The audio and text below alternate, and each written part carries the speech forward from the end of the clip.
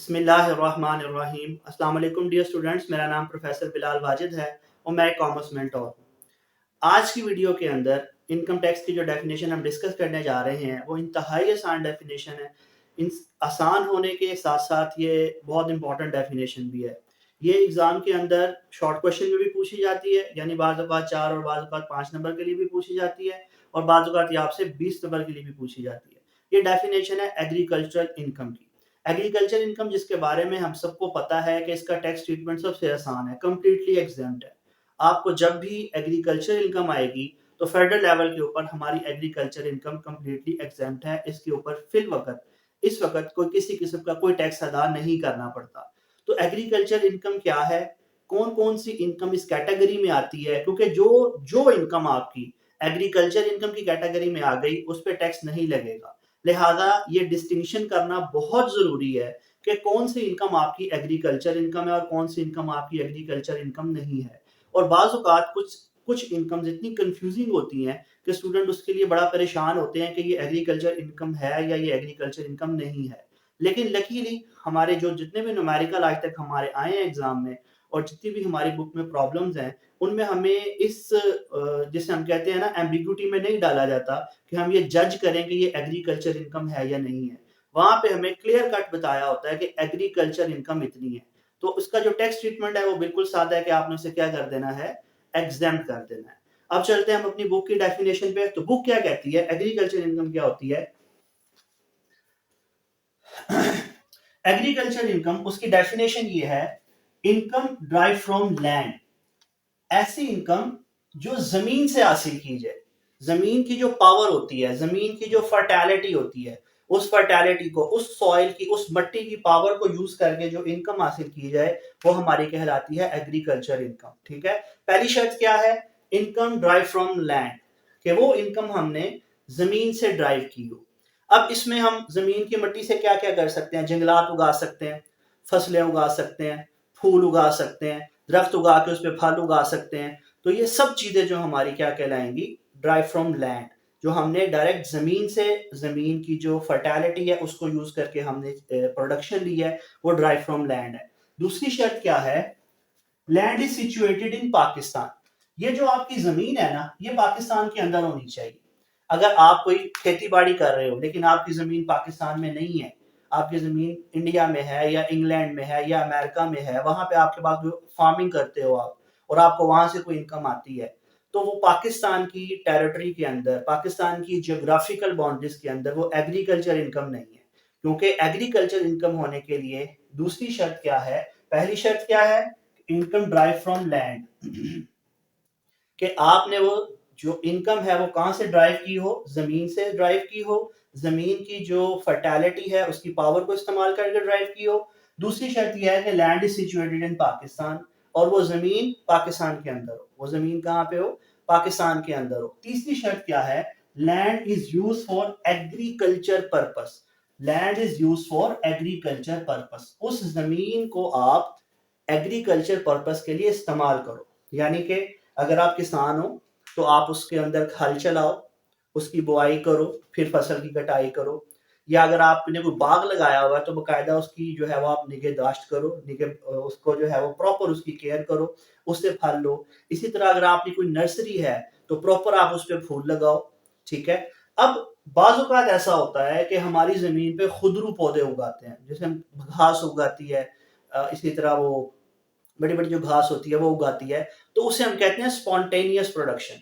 अगर तो आपकी जमीन पे खुद ब खुद कुछ उगा है तो वो एग्रीकल्चर इनकम नहीं है। एग्रीकल्चर इनकम के लिए लाजमी क्या है, it is use for agriculture purpose, कि आपने उसके ऊपर कोई ह्यूमन एफर्ट लगाई है।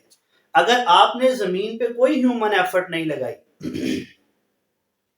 अगर आपने जमीन पे कोई ह्यूमन एफर्ट नहीं लगाई और वहां कोई घास वगैरह उगाई है तो वो घास आपकी एग्रीकल्चर इनकम नहीं है। ठीक है। अब कोई आप पूछेंगे सर घास कैसे एग्रीकल्चर इनकम होती है, तो देखें, फर्ज करें कि मैंने एक मेरे पास एक एरिया है जहाँ पे मैंने ये घास लगाई है और जिसे हम शटाला कहते हैं, और ये जो चीजें जानवर वगैरह खाते हैं वो लगाई हैं, तो डेफिनेटली मैं तो उसको बेचूंगा ना। अगर तो मैंने लगाई हैं और मैं उनको बेच रहा हूँ तो वो तो मेरी एग्रीकल्चर इनकम है। लेकिन अगर वो खुद बहुत उग गई है और मैं उनको बेच रहा हूँ तो वो मेरी एग्रीकल्चर इनकम नहीं है। तो एग्रीकल्चर इनकम, किसी भी इनकम को जब आपने डिक्लेयर करना है कि ये हमारी एग्रीकल्चर इनकम है, तो उसके लिए 3 शराइत हैं, जो बाय डेफिनेशन 3 शराइत हैं। पहली शर्त क्या है? Income drive from land. Income drive from land, जमीन से हासिल हो, जमीन की फर्टिलिटी से हासिल हो, land is situated in Pakistan और वो जमीन पाकिस्तान के अंदर हो, and land is use for agriculture purpose, और वो जो जमीन है वो एग्रीकल्चर पर्पस के लिए इस्तेमाल की गई हो। नियत करके आपने उस पर खेती बाड़ी की हो, या उस पर आपने प्लांटेशन की हो, या उस पर आपने जंगल लगाया हो। ऐसा नहीं है क्योंकि स्पॉन्टेनियस प्रोडक्शन हो गई हो। स्पॉन्टेनियस प्रोडक्शन जिसपे ह्यूमन एफर्ट इन्वॉल्व नहीं होती, उसको हम एग्रीकल्चर इनकम नहीं मानते। तो ये है डेफिनेशन। आगे चलते हैं। नेक्स्ट हमारे पास आता है कैटेगरीज, सोर्सेज या types of agriculture income. Agriculture income की कितनी टाइप्स होती हैं, या कितने सोर्सेज होते हैं, या कहां कहां से इनकम आए उसको हम एग्रीकल्चर इनकम कह सकते हैं। तो सबसे पहले इनकम फ्रॉम एग्रीकल्चर। डेफिनेटली जब आप खेती बाड़ी कर रहे हैं तो खेती बाड़ी करके बाज़ औक़ात ऐसा होता है, फर्ज करें मेरी जमीन है और मैंने उस जमीन पे किसानों को हायर किया हुआ है। मेरी ज़मीन है, जो फसल होगी वो मेरी होगी, लेकिन मेरे पास किसान नहीं है।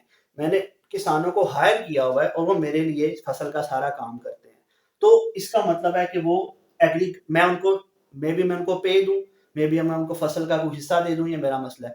उनको जो पैसा मिलेगा, उनकी मेहनत के बदले, उन्होंने जो ज़मीन को, उन्होंने जो फसल बोई, फसल की हम उसे कहेंगे, उन्होंने जो फसल को बोया, फिर फसल की हिफाजत की, वक़्त पे पानी दिया, पेस्टिसाइड्स दी, जो भी काम किया, तो हम ये कहेंगे कि डेफ़िनेटली उन्होंने फ्री में तो नहीं किया, कुछ ना कुछ तो पैसे लेंगे।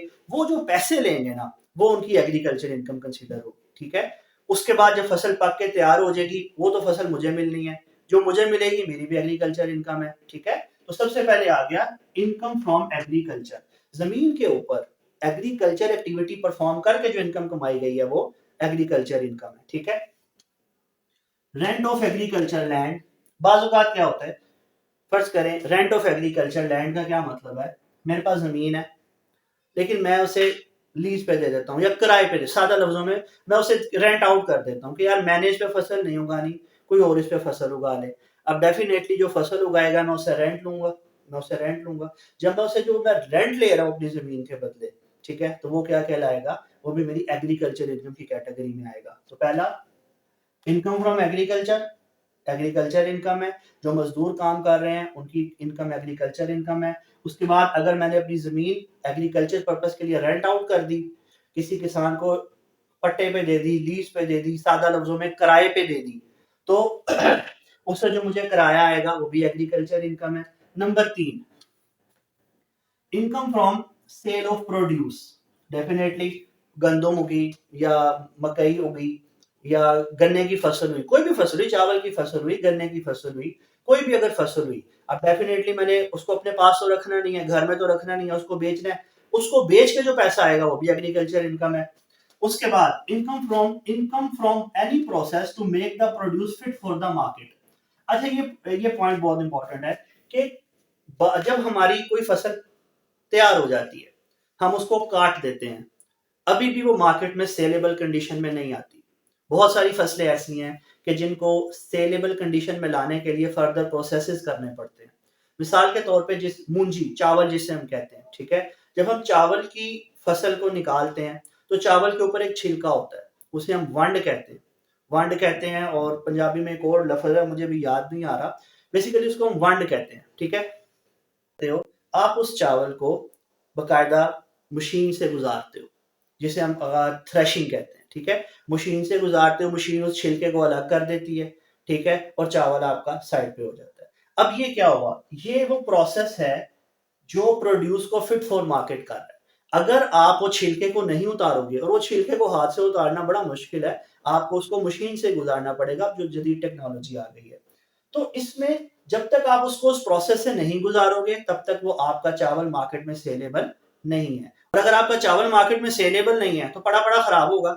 इस वजह से वो तमाम खर्चे जो किसी भी प्रोड्यूस को फिट फॉर द मार्केट करते हैं, फिट फॉर द मार्केट का मतलब है कि जब तक मैं ये खर्चा नहीं करूंगा, मेरी ये प्रोडक्शन मार्केट में बिकेगी नहीं, ठीक है।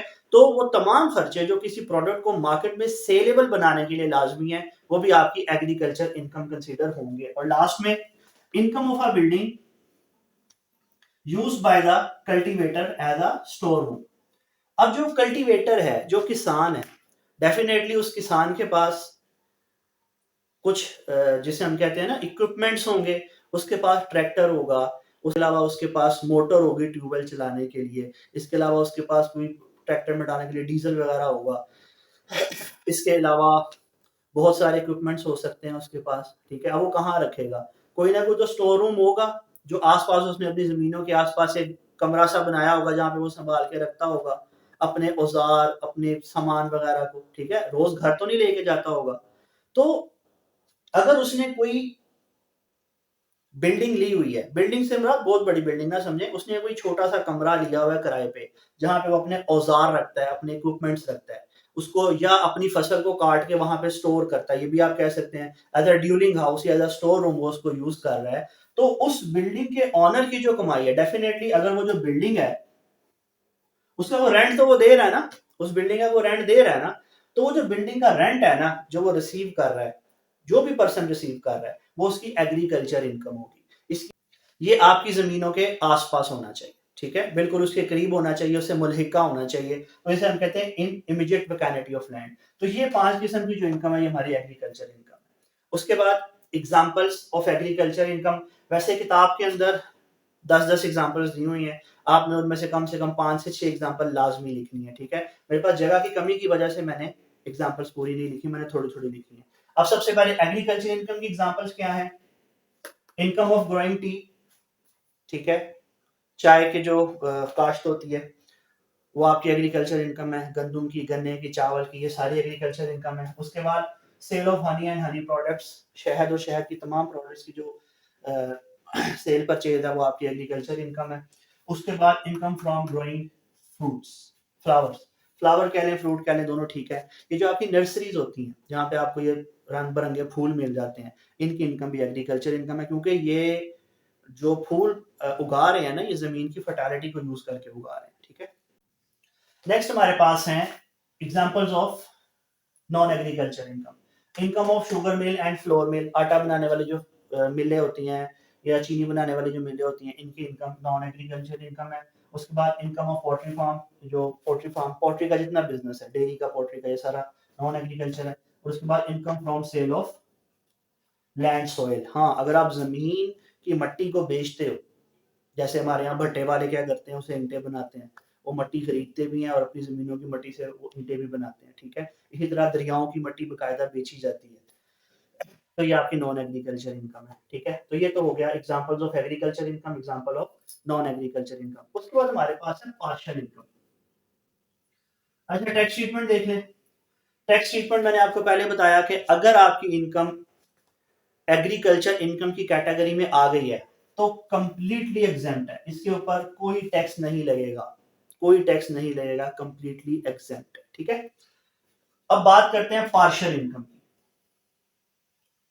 पार्शियल इनकम, कुछ इनकम्स ऐसी होती हैं जो आपकी आधी एग्रीकल्चर इनकम होती हैं और आधी नॉन एग्रीकल्चर इनकम होती हैं। मिसाल के तौर पर अगर कोई शुगर मिल है, उसने गन्ने के जो फसल है खुद उगाई हुई है, यानी कि उसने बकायदा जमीन हायर करके गन्ने की फसल उगाई हुई है, अपनी उनकी फसल है, वहां से फसल उठाते हैं, जब फसल प्रोड्यूस हो जाती है, फसल उठाते हैं, अपनी मिल में लाते हैं, वहां से चीनी बना के बेचते हैं। अब इन्होंने क्या किया, आधा काम इनका एग्रीकल्चर इनकम है और आधा काम इनका नॉन एग्रीकल्चर है। इसी तरह एक चाय की जो पत्ती, चाय जिसे हम चाय कह लें, चाय की पत्ती कह लें, वो अपनी पत्तियां या अपने लीफ उगाते हैं, ठीक है, वो अपनी प्लांटेशन खुद करते हैं सारी, ठीक है। उसके बाद वो वहां से उठा के पत्ती भी खुद बनाते हैं, तो उनका आधा जो है वो एग्रीकल्चर है, आधा नॉन एग्रीकल्चर है। अब इसमें इनकी जो टोटल इनकम होती है, इसके दो हिस्से होते हैं। एक को हम कहते हैं एग्री, इतना पोर्शन एग्रीकल्चर इनकम का और इतना पोर्शन नॉन एग्रीकल्चर इनकम का। तो जितना पोर्शन तो एग्रीकल्चर इनकम का है वो टैक्स, वो एग्जेम्प्ट होगा, और जितना नॉन एग्रीकल्चर का है वो टैक्सेबल होगा, ठीक हो गया। तो ये सारा मामला था हमारा एग्रीकल्चर इनकम का। बहुत आसान डेफिनेशन है, मैं दोबारा कल वाली बात को रिपीट करूंगा कि आपने बुक से लाजमी पढ़ना है, ठीक है। बुक से लाजमी पढ़ना है, उसके बाद ये वीडियो देखें। हाँ, एक जो चीज़ रह गई, अगर 5 नंबर के लिए आए तो फिर कितना लिखना है, और अगर 5 नंबर से थोड़ा ज़्यादा आए तो कितना लिखना है। अगर 5 नंबर के लिए आए तो फिर आपने ये डेफिनेशन को प्रॉपर लिखना है, ठीक है? और उसके बाद आपने इनको सिर्फ हेडिंग फॉर्म के अंदर लिखना है, ठीक है? एग्जाम्पल बेशक ना दीजिएगा और एंड पे टेक्स्ट ट्रीटमेंट लाजमी लिखना है। लेकिन अगर 20 नंबर के लिए आता है तो सबसे पहले डेफिनेशन, फिर डेफिनेशन की एक्सप्लेनेशन अपने वर्ड्स में देनी है आपने, ठीक है? उसके बाद इनको हेडिंग में नहीं, इनको आपने मुकम्मल पॉइंट्स की शक्ल में लिखना है इन पांचों को, ठीक है, कैटेगरीज को। उसके बाद आपने कम से कम 5 से 6 एग्जांपल्स देनी है एग्रीकल्चर की, 5 से 6 नॉन एग्रीकल्चर की, ठीक है? और फिर इसके ऊपर भी जो हमारी पार्शियल इनकम है, इसके ऊपर भी आपने 2 एग्जांपल्स देनी है। जैसे मैंने आपको शुगर केन की दी और टोबैको की दी, ठीक है? और एंड पे टैक्स ट्रीटमेंट वो तो एक लाइन का है कि ये एग्जेम्प्ट है, ठीक हो गया? तो आप इसे बुक से ज़रूर पढ़िएगा, बहुत आसान टॉपिक है। और अगर फिर भी आपकी कोई क्वेरी रह जाए, तो आप मुझसे ज़रूर पूछें। मुझे पूछने के लिए क्वेश्चन करें, कमेंट में क्वेश्चन करें या मुझे व्हाट्सएप कीजिएगा। मेरा व्हाट्सएप नंबर है +92 321 4182 063। अगर आपको ये वीडियो अच्छी लगी है तो इसको लाइक करें, सब्सक्राइब करें, शेयर करें। मुझे और मेरी टीम को अपनी दुआओं में याद रखें। अल्लाह हाफ़िज़।